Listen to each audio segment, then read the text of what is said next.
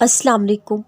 अगर तुम मौजज़ात की तलाश में हो तो सुनो, मौजज़े तब होंगे जब तुम अपने रब की कुदरत पर अंधा एतमाद करोगे, जब तुम सब वसवसे निकाल कर ये यकीन रखोगे वो रब कोई ना कोई राह निकाल ही देगा, जब तुम खुद को उसकी रज़ा में मुकम्मल ढाल दोगे, जब तुम उसके आगे सर तस्लीम हम कर दोगे, जब तुम अपनी ख्वाहिशात से ज़्यादा उसके हुक्म को अहमियत दोगे, और इस सब के बाद तुम अपने नसीब के मौज से देख पाओगे।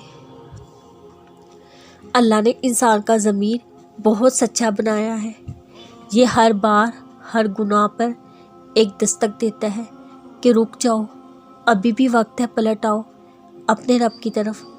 मगर जब इंसान ये कह देता है इस ज़मीर को कि सब भी करते हैं, कुछ नहीं होगा, ये तो आम है, तो उसी लम्हे ये ज़मीर दस्तक देना तर्क कर देता है, क्योंकि इस ज़मीर को रब ने बहुत बाज़मीर बनाया है और ये बेज़मीर लोगों के पास नहीं रुकता।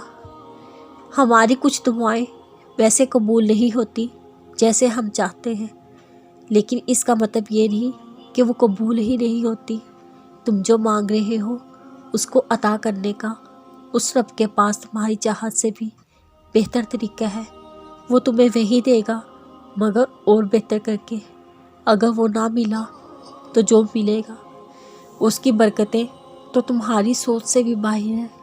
उसकी ज़ात पर यकीन, उसके हर फैसले पर यकीन का नाम है, तो यकीन रखो उस पर, वो सब बहुत अच्छा करेगा। रुक जाओ, कहाँ भाग रहे हो? जो तुम्हारा है वो तुम तक खुद पहुँचा दिया जाएगा।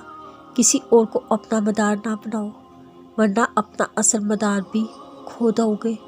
अगर अपना असल मदार तुमने खो दिया तो कुछ और पाकर भी कुछ हासिल नहीं कर पाओगे।